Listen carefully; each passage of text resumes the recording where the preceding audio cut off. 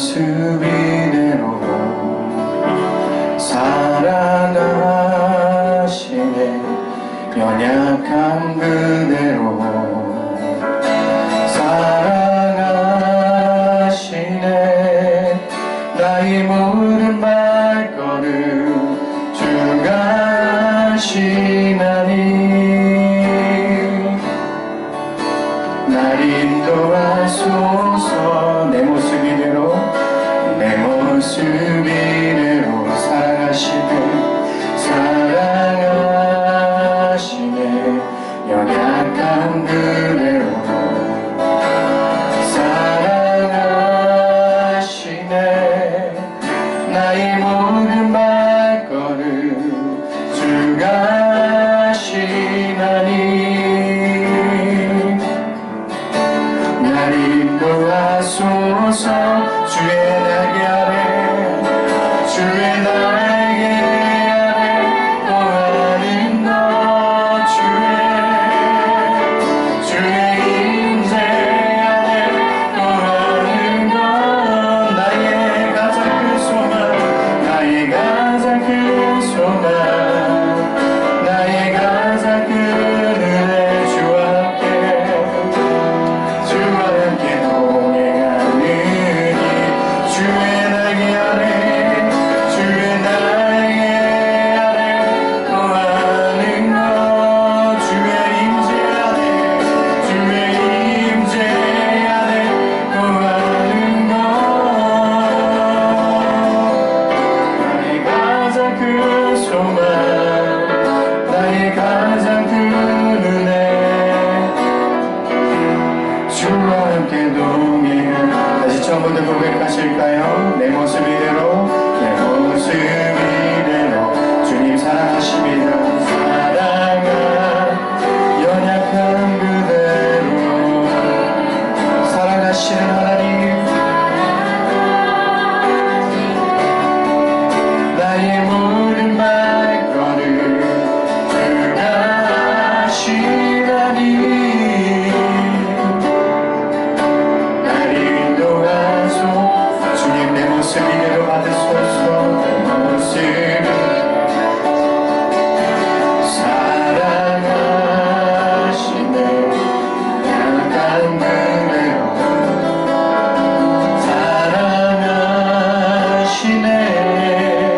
나의 모든 발걸음 주가 하시나니 날 인도하소서. 주의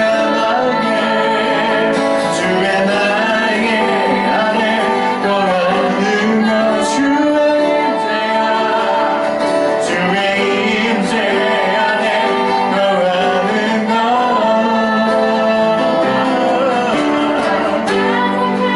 나의 가장 큰 소망 주의 임재 안에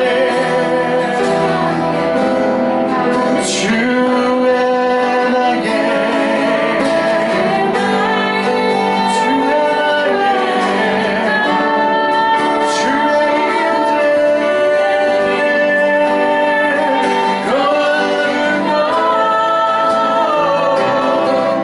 나의 가장 큰 소망 나의 가장 큰 은혜 주와 함께 동행하느니 나의 가장 큰 소망 나의 가장 큰 소망 나의 가장 큰 은혜 주와 함께 동행한 나의 가장 큰 소망 나의 가장 큰 소망 나의 은혜 주와 함께 동행하느니. 아멘. 주께서 우리 모습 이대로 사용하실 줄로 믿습니다. 아멘. 이것이 우리의 신앙의 고백이 되기를 축복합니다. 이 시간 우리 손뼉 치면서 주님께서 우리에게 참된 자유를 주심을 우리 기뻐하며 노래하기를 소원합니다. 할렐루야. 주의 보혈의 능력이 있습니다. 마음껏 그 자유함으로 찬양하며 나아갑시다. 죄에서 자유를 얻게 하는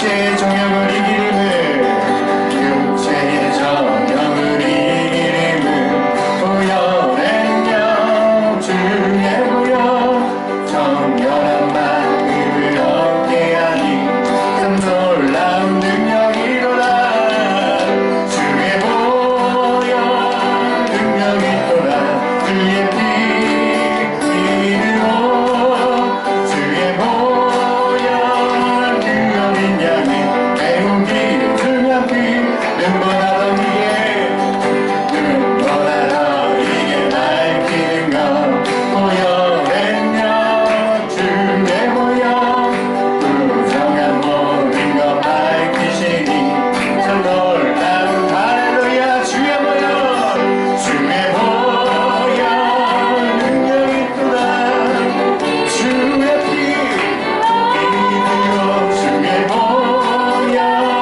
그 어린 양의 매우기 중요한 피 구주의 복음을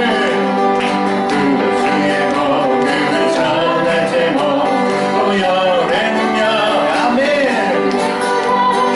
날마다 나에게 찬송 주니 참 놀라운 능력이로다 주의 보혈 능력이 또다 주의 피 이리로 주의 보혈 그 어린 양의 매우기 주의 보혈 능력이 있습니다 주의 보혈 능력이 또다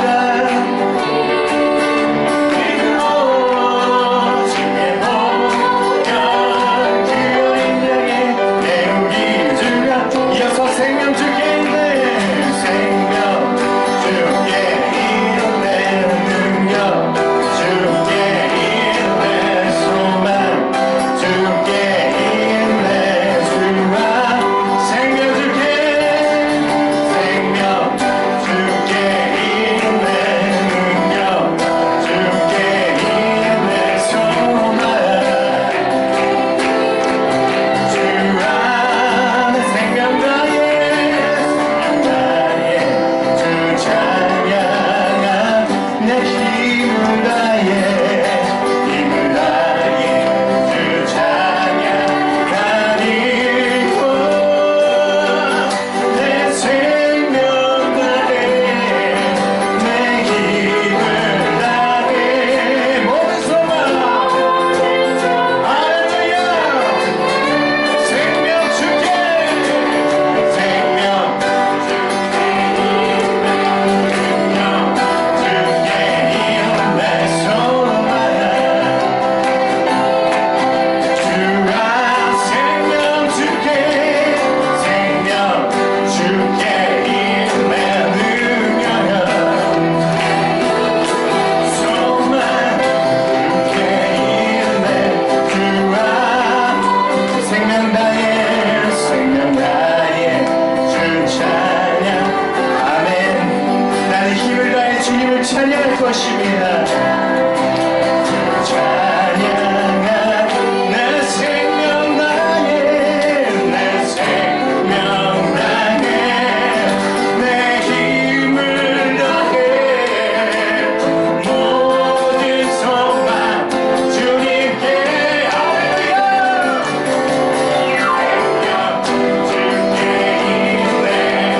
있네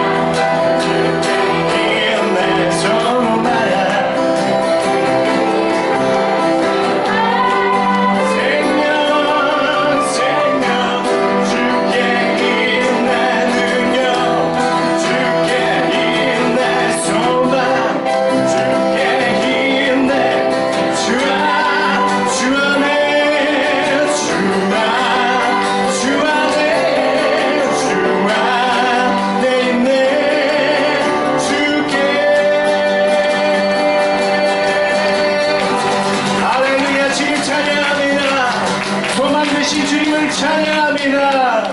할렐루야. 아멘. 주님께서 우리를 죽기까지 사랑하셨습니다. 그 사랑 가운데 여러분 만족함이 있으십니까? 주님, 이 시간 주님의 그 사랑을 마음껏 노래하며 예배하기 원합니다. 아버지의 사랑을 내 마음에 진심을 담아 고백하여 드리기를 원합니다.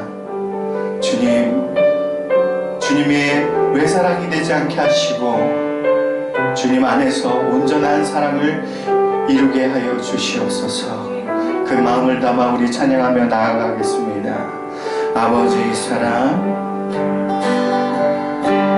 아버지 사랑 내가 노래해. 아버지 은혜, 아버지 은혜 내가 노래해. 그 사랑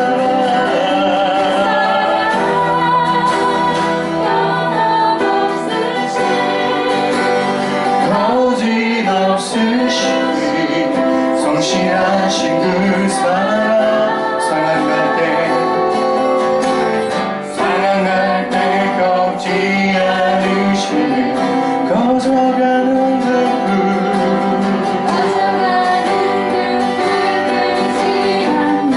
사랑. 주님 예 그렇습니다. 거짓없으신 성실하신 그 사랑,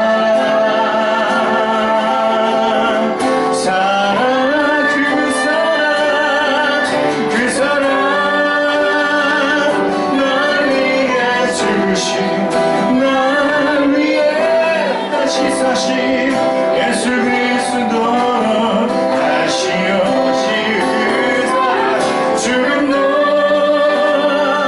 생명도 천사도 하늘의 어떤 것에도 끊을 수 없는 영원한 그 사랑 예수. 다시 한번 아버지 사랑,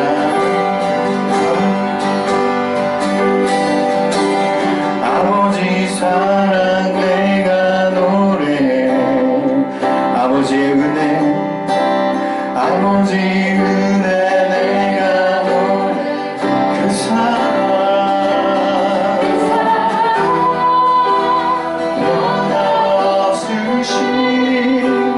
거짓 없으신 성실하신 그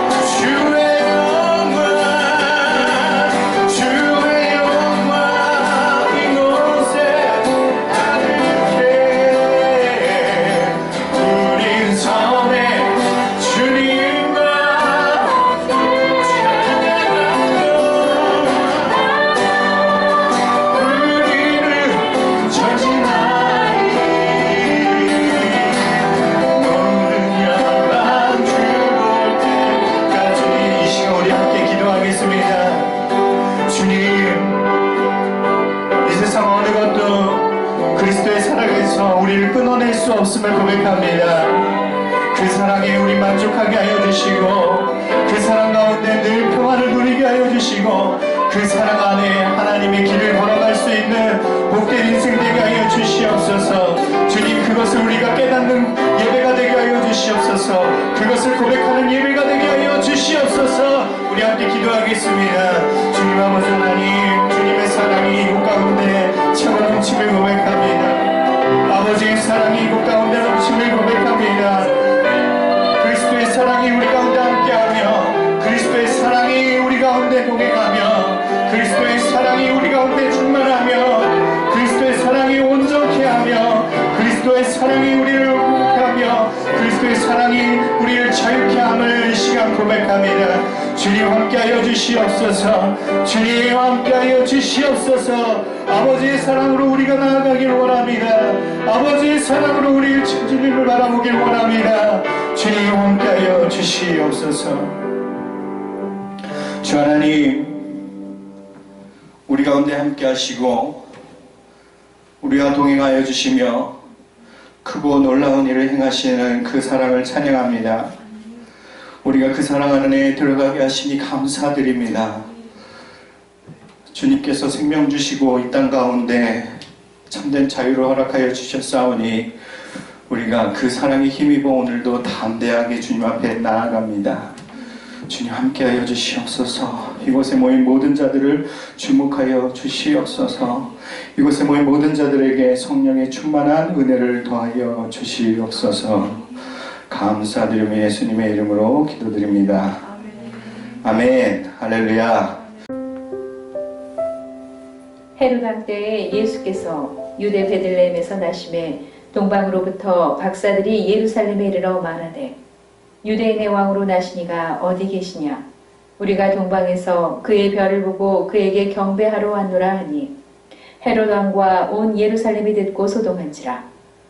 왕이 모든 대제사장과 백성의 서기관들을 모아 그리스도가 어디서 나겠느냐 물으니 이르되 유대 베들레헴이오니 이는 선지자로 이렇게 기록된 바 또 유대 땅 베들레헴아 너는 유대 고을 중에서 가장 작지 아니하도다. 내게서 한 다스리는 자가 나와서 내 백성 이스라엘의 목자가 되리라 하였으니이다. 이에 헤롯이 가만히 박사들을 불러 별이 나타난 때를 자세히 묻고 베들레헴으로 보내며 이르되 가서 아기에 대하여 자세히 알아보고 찾거든 내게 고하여 나도 가서 그에게 경배하게 하라. 박사들이 왕의 말을 듣고 갈새 동방에서 보던 그 별이 문득 앞서 인도하여 가다가 아기 있는 곳 위에 머물러 서 있는지라. 그들이 별을 보고 매우 크게 기뻐하고 기뻐하더라. 집에 들어가 아기와 그의 어머니 마리아가 함께 있는 것을 보고 엎드려 아기께 경배하고 보배합을 열어 황금과 유향과 모략을 예물로 드립니다. 그들은 꿈에 헤롯에게로 돌아가지 말라 지시하심을 받아 다른 길로 고국에 돌아가니라. 오늘 말씀은 동방박사의 이야기죠. 여러분 어렸을 때 아마 이 시기가 되면 항상 교회 학교에서 연극 준비하지 않으셨어요? 요즘에는 그런 게 좀 별로 없는 것 같은데 예전에 저 어렸을 때만 해도 이때쯤이면은 연극을 크리스마스를 대비해서 준비하곤 했습니다. 꼭 이 크리스마스에 연극할 때 가장 많이 쓰이는 본문이 바로 이 동방박사 이야기가 아닐까 싶어요. 제가 그래서 제 아내한테 자기는 어렸을 때 이거 성극을 주일학교 때 했냐고 물어봤더니 자기는 공주 안 시켜주고 하마 시켰다고. 교회에서 하는 거는 탁월하기 때문에 솔로도 하고 뭐 그랬는데 유치원급은 안 됐나 봐요. 비하인드 스토리도 좀 길지만 여기까지만 하고 여러분은 뭐 어떤 배역이 탐났나요? 뭐 했을 때 보통 이 이야기의 주인공을 뽑으라면 누가 될까요? 이 이야기에 동방박사가 아기 예수께 경배를 한다. 이 이야기의 주인공을 뽑으면 누굽니까? 아마도 제가 대본을 쓰는 사람이라면 마리아나 요셉이 주인공일 겁니다. 그래서 꼭 이상하게 이 마리아는 그 교회에서 가장 이쁘게 생긴 애를 꼭 마리아로 쓰는 거예요. 성경에 그런 기록이 어떠한 기록도 없고 심지어 예수님 못생겼다고 기록되어 있는데 그러면 마리아도 못생길 확률이 높잖아요. 안 그래요? 아들은 누굴 닮아요? 엄마 닮잖아요. 그러니까 제 생각에는 마리아는 못생길 확률이 높은데 이쁜 여자애를 한번 더 시킨 거예요. 비성경적인 거예요. 그래서 차라리 성경적이면 가장 못생긴 애를 마리아로 써야 되는 거겠죠. 아무튼 그렇게 했단 말이죠. 우리가 생각할 때에 마리아나 요셉이 주인공일 것 같습니다. 근데 저는 오늘 그들에게 집중하지 않고 다른 사람, 마리아에 대해서 마리아가 아닌 동방박사에 대해서 좀 집중을 하려고 합니다. 우리가 이 말씀을 읽으면서 동방박사의 견해 혹은 시각으로 이 말씀을 본 적은 별로 없죠.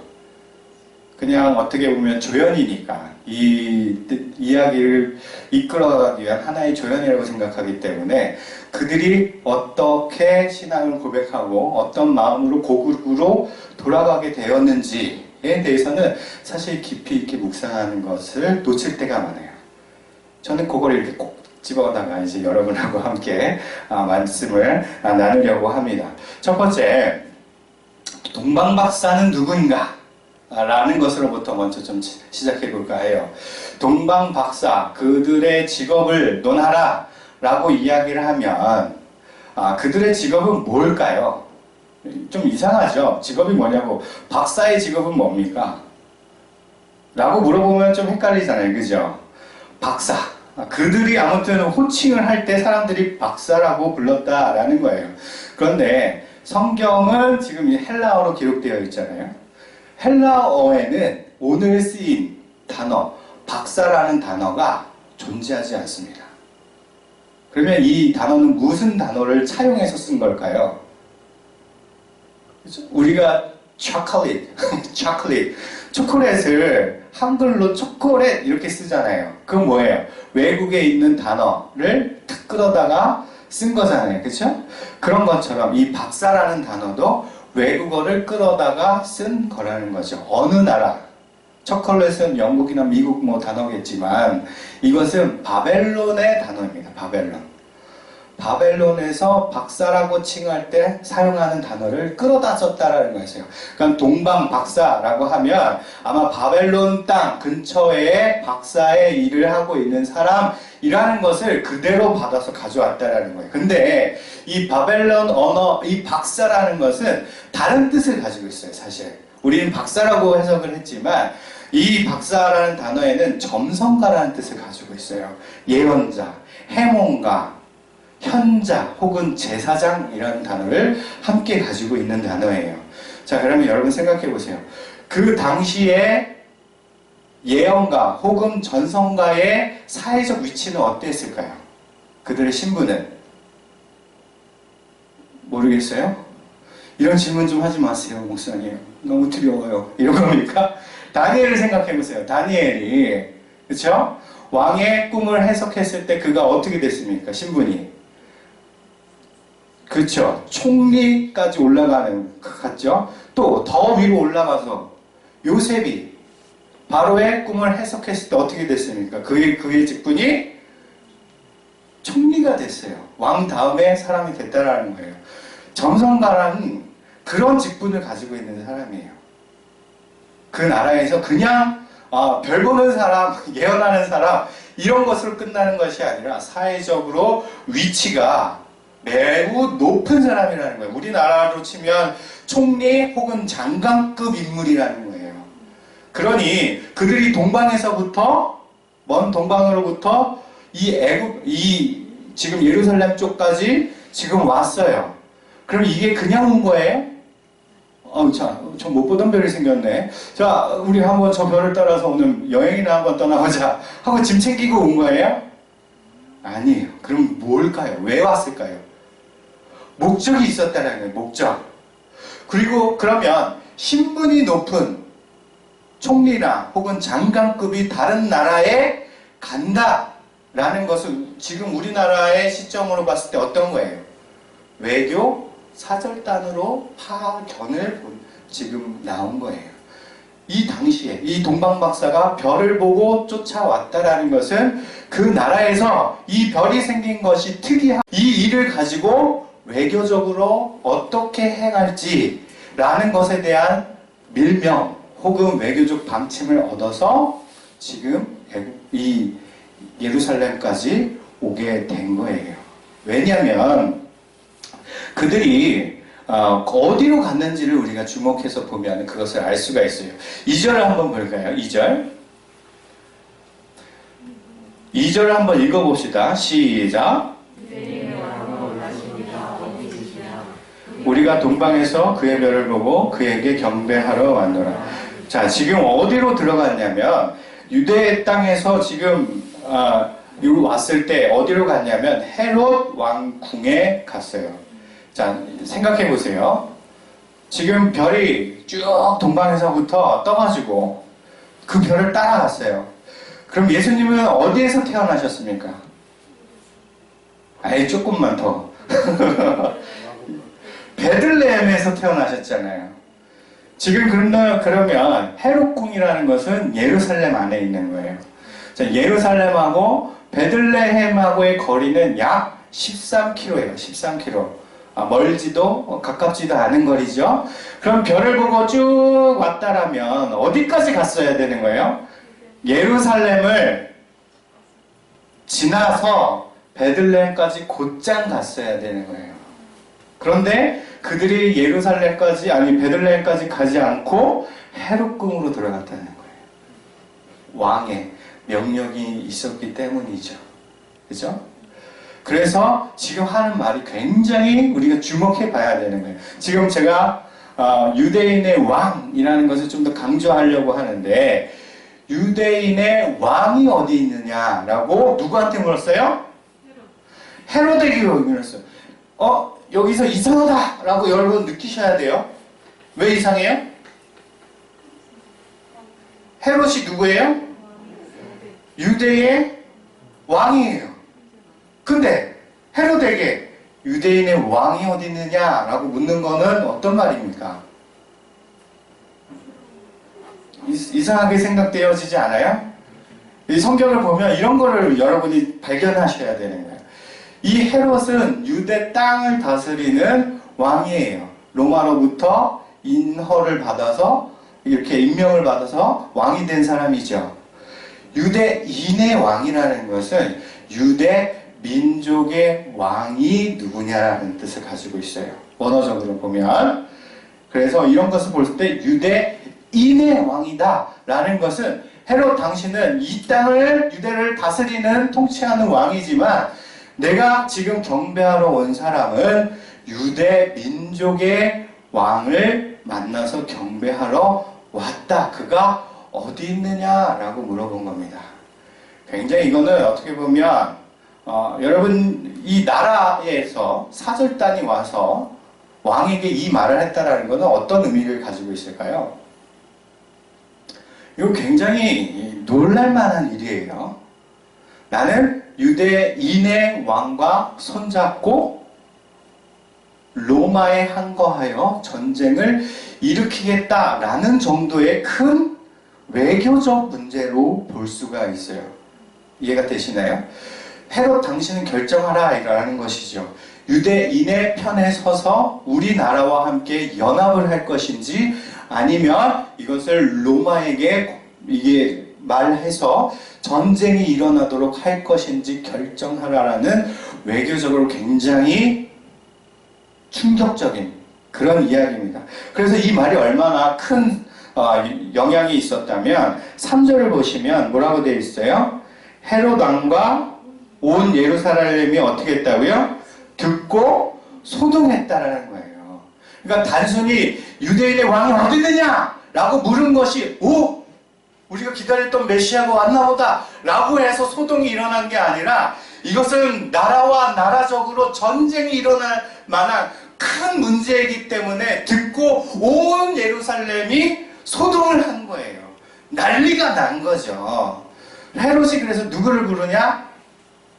대제사장과 서기관을 부릅니다. 유대인의 왕이 어디에 날 거라고 예언되어 있느냐? 라고 묻게 되죠.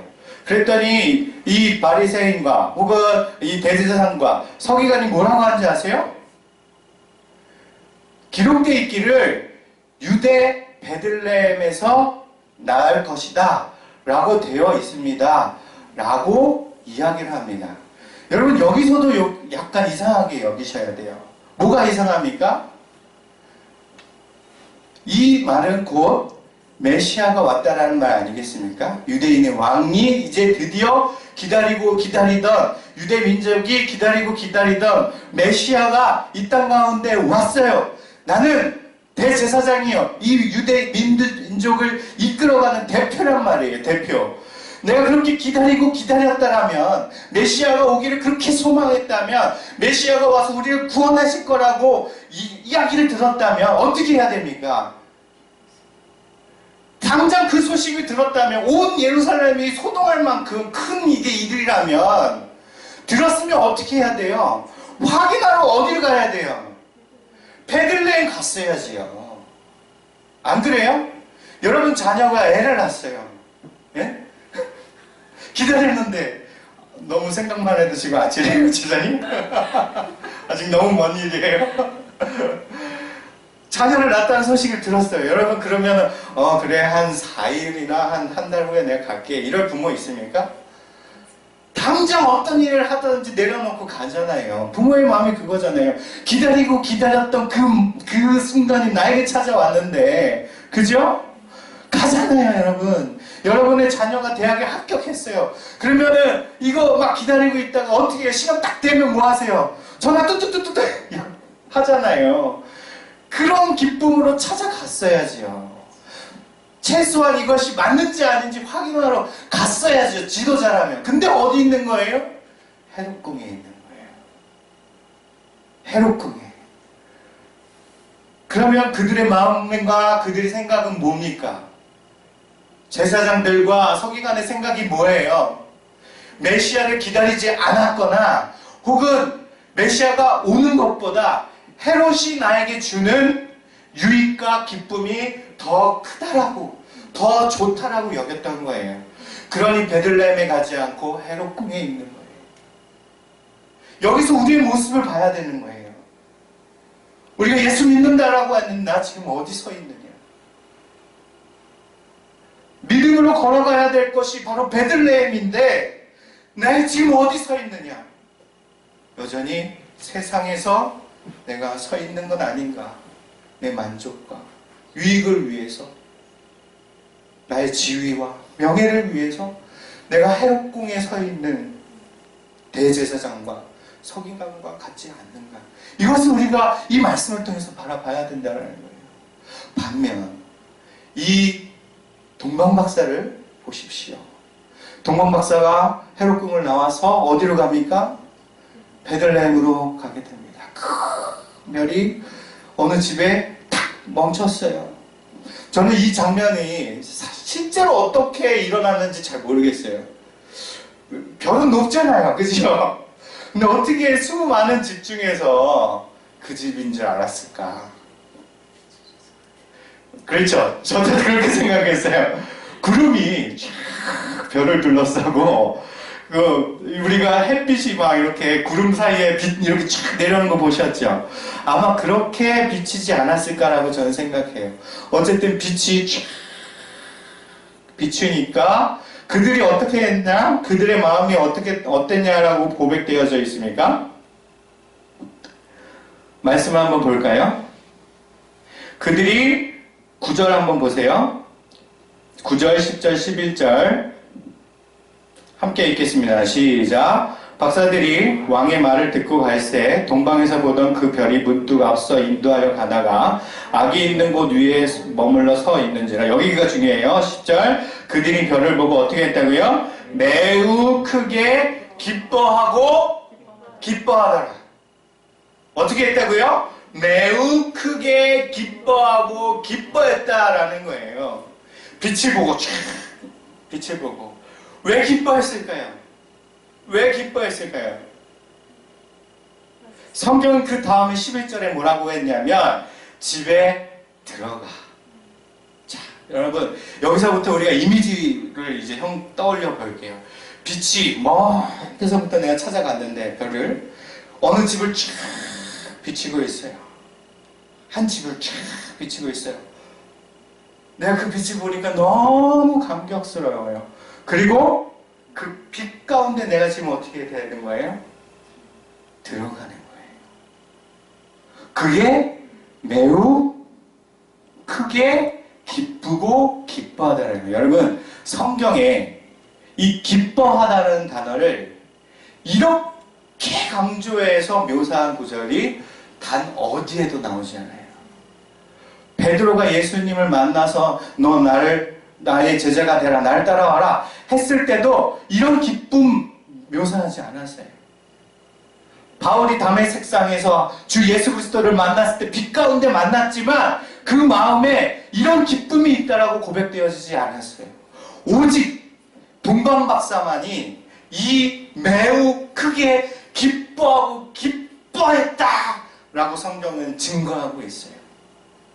그 기쁨은 무엇이냐면 바로 빛 안으로 들어가는 거예요. 우리가 이것을 점검해야 돼요. 바리새인과 대제사장들과 서기관에게는 이 헤롯궁에 머무르는 것이 기쁘고 즐거운 일이었지만 동방에서 온 이 박사들의 기쁨은 예수 그리스도의 빛 가운데 들어가는 것이 그들에게는 큰 기쁨이요 만족이었다라는 거예요. 요한복음의 말씀을 보면, 요한복음 1장의 말씀을 보면 여기에 대해서 좀 더 명확하게 설명을 하고 있어요. 이 빛의 정체가 무엇이냐, 빛이 누구시냐 라는 것을 증거하고 있는 거예요. 말씀을 우리가 다시 한번 찾아볼게요. 요한복음 1장 9절서부터 13절 우리 큰 목소리로 함께 정신 차리고 또 읽어보도록 하겠습니다. 시작! 참빛 곧 세상에 와서 각 사람에게 비추는 빛이 있었나니 그가 세상에 계셨으며 세상은 그로 말미암아 지은 바 되었으되 세상이 그를 알지 못하였고 자기 땅에 오매 자기 백성이 영접하지 아니하였으나 영접하는 자 곧 그 이름을 믿는 자들에게는 하나님의 자녀가 되는 권세를 주셨으니. 여기까지만. 참빛 곧 세상에 와서 각 사람에게 비치는 뭐가 있었다고요? 빛이 있었다고요. 빛이. 그가 누구라고요? 예수 그리스도라는 거예요. 그가 자기 땅에 왔으나 백성은 어떻게 했다고요? 영접하지 아니하였으나. 유대인들은 영접하지 아니하였으나 그들의 민족의 지도자들인 이 대제사장들과 서기관과 바리새인들은 영접하지 않았으나 누구예요? 영접하는 자. 곧 동방박사와 같은 자. 그 집에 들어가는 그 자들은 그 이름 믿는 자들에게 어떤 권세를 주셨다고요? 하나님의 자녀가 되는 권세를 주셨다라는 거예요. 그 빛 안에 들어가는 자는 하나님의 자녀가 되는 권세를 주셨기에 그들이 이렇게 크고 기뻐하였다는 거예요. 기뻐하였다는 거예요. 우리가 이 안에 우리 심령 가운데 이런 기쁨이 있는지를 다시 한번 점검하시라는 겁니다. 내가 예수를 만난 이 기쁨과 감격이 있는가? 내가 예수 안에 있는 그 빛 가운데, 생명된 빛 가운데 들어갔음에 내 안에 만족이 있는가? 내가 예수를 인하여서 즐거워하는가? 근데 이 즐거움은요, 단순히 감정적인 즐거움이 아닙니다. 왜냐하면 헤롯이 그 아기 예수를 죽이려고 하잖아요. 그죠? 그때 주의 천사가 나타나서 그들에게 나타나서 뭐라고 했냐면 헤롯에게로 가지 말고 어디라고요? 돌아서 너의 고국으로 가라 그래요. 이게 무슨 뜻인지 아세요? 외교적으로 성공하려면 헤롯을 어떻게든 내 편으로 만들어야 돼요. 그죠? 그래야 왕이 힘을 주어서 연합해서 로마하고 대항할 거 아니에요. 외교적 성공을 하려면 헤롯을 이렇게 잡았어야 되는 거예요. 근데 헤롯에게 가지 말라고 한 건 무슨 의미입니까? 외교적으로 실패하는 거예요. 여러분, 외교적으로 실패한 그 사절단 총리에게 어떤 기다림이 있을까요? 고국으로 그냥 갔다라면은 왕이 그 실패한 사절단을 그냥 놔둘까요? 콧구멍을 내주든지 지위를 박탈하든지 어떤 처벌이 기다리고 있었을 거란 말이죠. 그렇죠? 그런데 그들이 뭐예요? 예수의 빛 안에 들어간 것이 너무 크고 기뻐하기에 그 앞에 올 모든 것을 감당하기로 결정하고 그 길로 가는 거예요. 우리 기쁨은 그런 거라는 거예요. 우리가 가진 기쁨은, 우리가 예수 만난 기쁨은 세상에 어떠한 것이 놓일지라도 주님이 원하신다면, 주님이 뜻하신다면 내가 그 길을 갈 수 있는 기쁨이 되어야 된다는 거예요. 내가 이 자리에서 예배드림이 기쁨이 된다면 세상에 어떠한 난관이 있더라도 내가 그 길 걸어가겠습니다. 아멘! 할 수 있는 것이 바로 우리의 신앙과 믿음이 되어야 된다는 거예요. 여러분, 이 동방박사의 고백과 이 만족과 기쁨이 여러분 안에 있으십니까? 주께서 뜻하시는 곳에 내가 나아가겠습니다, 하나님. 주께서 머물라 한다면 내가 멈춰 서겠습니다, 하나님. 뜻하시는 곳에 내가 나아가기를 원합니다, 하나님. 그렇게 고백할 수 있는 마음이, 믿음이, 담대함이 여러분에게 있습니까? 이것을 오늘 주님 앞에서 결정하고 고백하시는 여러분이 되시길 원합니다. 이제 우리 찬양할 텐데요. 주님 말씀하실 때 내가 나아가기 원합니다. 주님께서 멈추라 하실 때 내가 멈추기 원합니다. 뜻하신 그 곳 가운데 내가 나아가게 하여 주시옵소서. 우리 그 마음을 담아서 함께 주님 말씀하시면 찬양하겠습니다.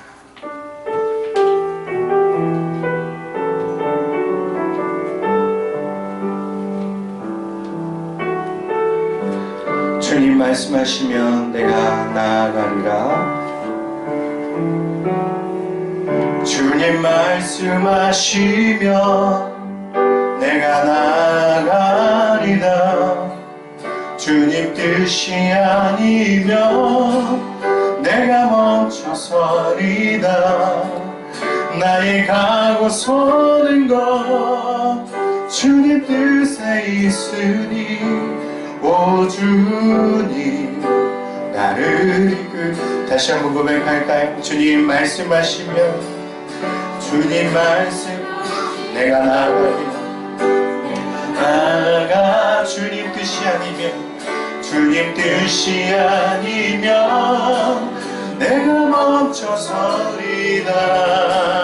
나의 가고 서는 것 주님 뜻에 있으니 오 주님 나를 이끄소서. 뜻하신 그곳에 나 있기 원합니다. 이끄시는 대로 순종하면서 연약한 내 영혼 통하여 일하소서. 주님 나라와 그 뜻을 위하여 뜻하신 그곳에 나 있기 원합니다. 이끄시는 대로 순종하면서 연약한 내 영혼 통하여 일하소서. 주님 나라와 그 뜻을 위하여 오 주님 나를 오 주님 나를 이끄소서. 이 시간 우리 주님 앞에 기도하겠습니다. 주님 말씀하실 때에 내가 나아가기를 소원합니다. 주님이 뜻하실 때에 내가 멈추게 하여 주시옵소서. 내가 오직 주님의 뜻 가운데 나아가시고 가게 하시고 내가 그곳에서 주님의 기뻐하는 대로 순종하는 자세로 아버지 나아가게 하여 주시옵소서. 우리가 하나님의 영광을 위하여 살아가게 하여 주시옵소서. 동방 박사의 마음을 우리에게도 허락하여 주시옵소서. 우리 그런 마음을 담아 주님 앞에 기도하겠습니다. 함께 기도합니다. 주 하나님 아버지 감사합니다. 주님께서 우리 가운데 역사하시고 인도하시고 뜻하시고 아버지 하나님 머물게 하시고 아버지 하나님 동행하게 되시고 아버지의 마음으로 아버지 나아가게 하여 주셨사오니 우리가 주님 안에서 아버지 하나님 온전히 주님이 이끄시는 대로 주님이 뜻하시는 대로 주님이 약속하시는 대로 주님께서 아버지 가라 하시는 대로 나아가기를 소원합니다. 주님 말씀하실 때 내 나가게 하여 주시고 주님 뜻이 아닐 때 내가 멈추게 하여 주시옵고 나의 모든 가고 서는 것이 오로지 주님이 이끄시는 대로 인도하는 대로 아버지 하나님 나아갈 수 있게 하여 주시옵소서. 순종이 제사보다 낫다라 말씀하신 하나님 나의 연약함을 통해서도 일하시는 하나님 주님 경계 하여 주시옵소서. 주님 나라와 그 뜻을 위하여 내 삶을 온전히 올려드려옵나이다. 주님을 나서게서 아버지 하나님 순종하여 나아가게 하실 때에 성령의 인도하시는 대로 성령의 이끄시는 대로 아멘. 주님 함께 하여 주시옵소서. 주님 함께 하여 주시옵소서. 주님 아버지 하나님 그 마음으로 아버지 하나님 앞에 나아가게 하여 주시옵소서. 오 할렐루야. 오 할렐루야. 주님 아버지 오늘 말씀을 통하여서 주님 안에 들어가는 자, 그 빛 가운데 들어가는 자가 얻게 되는 기쁨이 무엇인지 살피게 하였습니다. 주님, 우리가 그 생명 가운데 들어간 자로서 늘 주님이 뜻하시는 그곳에 있게 하여 주시옵소서. 주님, 말씀하실 때 내 나아갈 수 있는 담대함을 허락하여 주시고 주님 뜻이 아닐 때에 멈춰설 수 있는 겸손함이 있게 하여 주시옵고 주님이 이끄시는 대로 순종할 수 있는 믿음을 허락하여 주시옵소서. 연약한 내 영혼을 통하여서도 주님께서는 일하실 줄로 믿습니다. 우리의 삶이 주의 나라와 그 뜻을 위하여 온전히 사용되게 하여 주시옵소서. 그것을 우리의 만족으로 여기게 하여 주시옵고 그것이 우리의 찬양이 되게 하여 주시옵고 우리의 소망이 되게 하여 주시며 소명이 되게 하여 주시옵소서. 주님, 오늘 이 예배 가운데 빈손으로 나누지 아니하고 주님 앞에 귀한 예물을 올려드렸습니다. 하늘에 신령한 것과 땅에 기름진 것으로 우리의 삶을 살펴주시옵고 주님께서 기뻐 낸 자들의 손길을 기억하사 또한 삶에 자족할 수 있을 또한 물질도 허락하여 주셔서 도움이 필요하고 또한 교회를 위하여 이 모든 것이 흘러갈 수 있도록 우리의 마음도 주장하여 주시옵소서. 감사드리오며 예수님의 이름으로 기도드립니다. 이제는 우리 주 예수 그리스도의 은혜와 하나님 아버지의 급진하신 사랑하심과 성령님의 감화 교통 역사하심의 은혜가 주님이 이끄시는 대로 순종하여 나아가기로 작정하는 여기 모인 모든 성도들 머리머리 위에와 그들의 가정과 사역과 일터 가운데 지금부터 영원토록 함께 있을지어다. 아멘.